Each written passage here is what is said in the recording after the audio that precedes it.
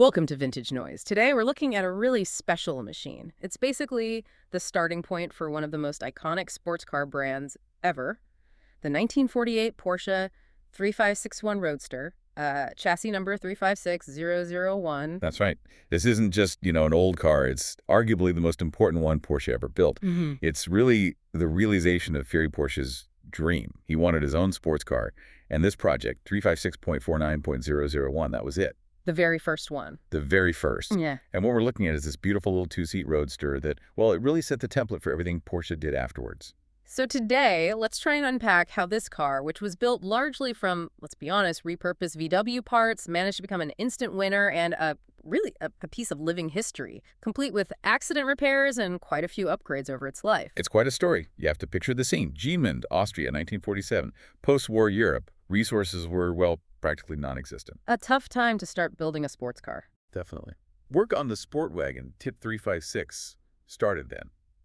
Ferry Porsche, he'd been influenced by others like Cisitalia, They were already using Fiat bits based on Porsche design. So the idea was there. Use what you can get.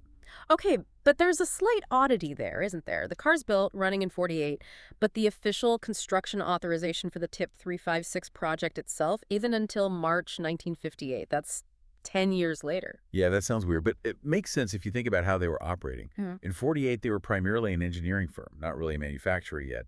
They built 356001 as like a proof of concept. A one-off. Essentially, yes. Yeah. The permit they got in June 48 from the local Corinthian government, that was just for that specific car, chassis 001, to make it road legal. Oh, okay. The 1958 date, that's the formal authorization for the production type, after they'd moved to Stuttgart and were properly up and running. So yeah, the car came way before the official paperwork for mass production. Genius running ahead of bureaucracy. I like it. Makes it even cooler.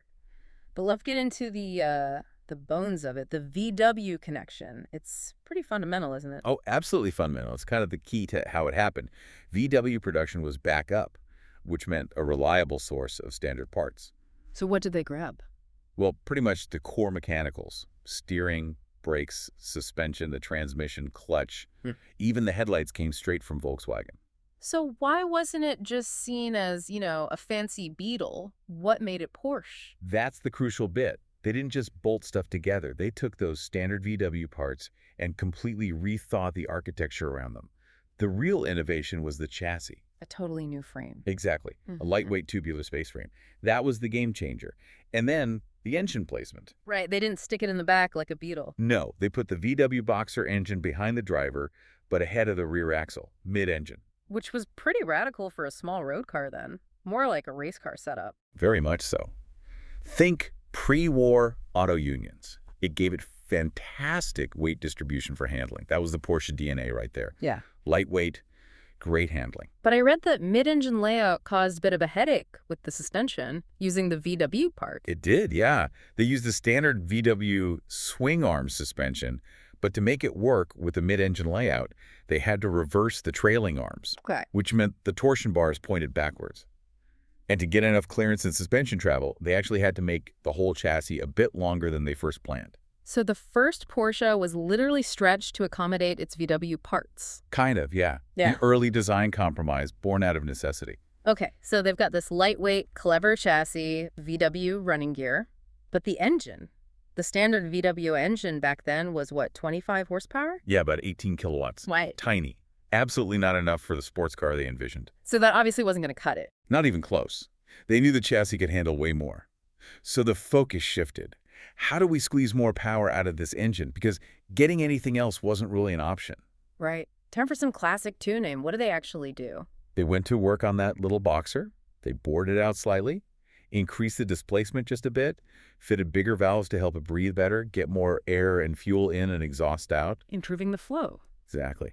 And the key thing was a new cylinder head, one designed for higher compression, really squeezing the mixture for bigger bang, no turbos or anything fancy, just pure mechanical optimization. And did it work? What were the numbers? Oh, it worked beautifully. They managed to get 35 brake horsepower out of it, up from 25. That's a 40% increase. Wow, just from those mods. Yep.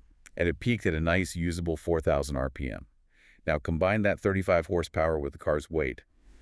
It was incredibly light. How light are we talking? Just 585 kilograms. That's less than 1,300 pounds. Seriously light. So even with only 35 horsepower, it was quick.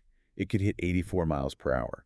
And apparently it could keep up with rivals that had considerably more powerful engines purely because it was so light and handled so well. That really proves the whole philosophy, doesn't it? Lightweight design beats brute force. Absolutely. Ah. It validated everything they were trying to do. So the chassis was ready around March 1948. Comenda's aluminum bodywork went on. And then the big day, June 8th, 1948, that's when the local government gave it the operating permit, kind of the official birthday of Porsche, the car company. That's the date they mark, yeah. The moment it was officially road legal, bearing the Porsche name. And they didn't waste any time proving it worked, did they? Not at all. Almost immediately, it got shown off at the Swiss Grand Prix, big international exposure right away. And then soon after, it actually won a local race in Austria, the Rund Den Hofgarten. A winner straight out of the box. Pretty much. It proved the concept wasn't just theory, it worked in the real world, on the track. But then something really surprising happened. They sold it, the only one they had. Yep. On the very same day they got the permit, June 8th, sold to a Swiss entrepreneur, Ruprecht von Senger. For how much? 7,000 Swiss francs. Which sounds like maybe not a lot now, but back then. That must have been crucial cash. Tells you how tight things were. Exactly. They needed that money, desperately, to fund the tooling and setup for actual production. Selling the prototype, even though it was their star, was the fastest way to get the capital to build more cars. So number 001 went off to live its own life. And it sounds like it had quite an eventful one. It really did. It wasn't treated like a museum piece at all. It changed hands a few times over the next decade. And yeah, it apparently took some punishment, as they say. Meaning it got driven hard, probably crashed. Sounds like it. There was at least one collision that needed repairs. And interestingly, the later owners kept asking for modifications. Modifications. To do what? Basically, to make it look more like the production 356s that started coming out of Stuttgart from 1950 onwards. They wanted their unique prototype to blend in, essentially. So it started losing its original 1948 look. What kind of changes are we talking about? Quite significant ones visually. The front and rear body sections were altered to match the look of the production cars. The front ended up looking lower, less sharp than the original. And the back. I remember reading something unique about the rear cover. That's a key difference. The prototype had this amazing single-piece rear engine cover that went almost right down to the bumper. Really distinctive. That got cut up and replaced with the standard two-piece engine lid from the production cars. Shame. And mechanically, did they upgrade things there too? Oh, yes. As the production cars got better engines and brakes, the owners of 001 wanted those too. Around 1952, it got a bigger 1.5-liter engine fitted, replacing the original tuned-up VW unit. More power again. Yep. And they upgraded the brakes from the original mechanical VW ones to hydraulic brakes, like the later 356s had. So by the mid-50s, it looked and performed much more like a regular, slightly older 356, not the unique mid-engine prototype it started as. It's amazing it survived at all, really. How did Porsche get it back? It was actually Richard von Frankenberg, the racing driver who was also editing Porsche's customer magazine, Christophorus. He tracked it down and arranged a swap in 1958. A swap? For what? For a brand new 356 Speedster, quite a good deal for the owner at the time probably, but brilliant for Porsche, securing their very first car. And when they got it back, did they restore it to the 1948 spec? No, and this is really interesting. They made a conscious decision not to. They decided to keep it exactly as it was when they reacquired it in 1958, with all the modifications, the later engine, the changed bodywork, the hydraulic brakes. But why not make it original again? Because those changes, those scars and upgrades, they tell the story of the car's life. It wasn't just a static prototype. It was a car that was used, driven, raced, modified. Porsche decided that history was just as important as its birth state. So it's a living document of its own journey. Perfectly put. It's the centerpiece of the Porsche Museum collection now, but it's maintained in that 1958 condition. And it's fully functional. They still run it. It was at the Goodwood Festival of Speed just a few years ago, in 2018.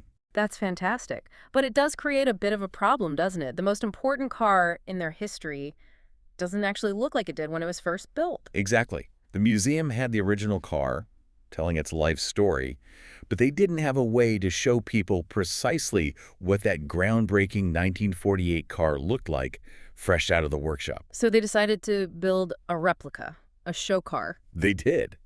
But the challenge was, how do you perfectly recreate something when the original has been changed so much over time. Right. How did they figure out the exact 1948 It details? was like automotive archaeology. They used 3D scanning technology to digitize the current modified car.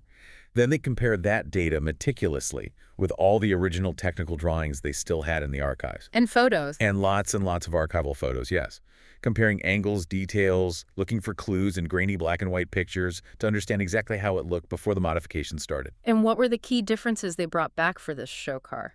Well, they confirmed the original body was definitely narrower towards the rear.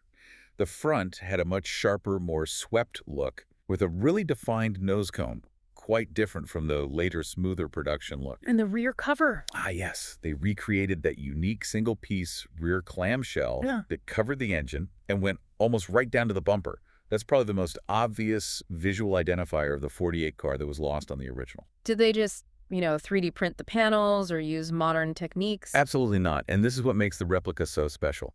They insisted on building it the same way the original was built back in Gaymond in 1948, Meaning by hand. completely by hand, using aluminum sheets, just like the original. Craftsmen used traditional tools, hammers, dollies, the English wheel, to bend, stretch, and shape the metal. No computers driving the machines, just pure hand craftsmanship. Wow, that's incredible dedication to authenticity. It really is. They wanted the replica to embody not just the look, but the spirit of how the first car was made under those difficult post-war conditions. Did they go that far with the paint, too? They did. They couldn't just pick a modern silver. They actually took tiny samples from hidden areas on the original car, analyzed the layers of paint built up over the years, right down to the primer. To find the original 1948 color formula. Exactly. They scientifically matched the exact shade it wore when it first rolled out and won that race in Innsbruck. So the show car isn't just visually accurate, it's chemically accurate too. So now Porsche has both. The original car, 356001, preserved with all its history and modifications from its working life. And this perfect hand-built show car replica that shows us exactly what Ferry Porsche and his team created back in 1948. It gives you the whole picture. It really does. You see the birth, the evolution, the life lived. And together, both versions of the 3561 really showcase those core Porsche values that started right there. The focus on lightweight design, clever engineering, and making a car that's just fantastic to drive. It's truly amazing when you think about it. A revolutionary sports car, really. Born from the most basic, humble economy car parts available after the war. VW steering, VW brakes, a tiny VW engine they had to painstakingly tune just to get 35 horsepower. Built because they had to, with what they could find. And yet, from that VW DNA, from that stretched chassis and souped-up Beetle engine, came this icon, a car that set the stage for decades of motorsport dominance and performance legends. Does knowing just how basic its origins were, how much was improvised, make Porsche's achievements feel even more impressive? Something to think about next time you see one on the road.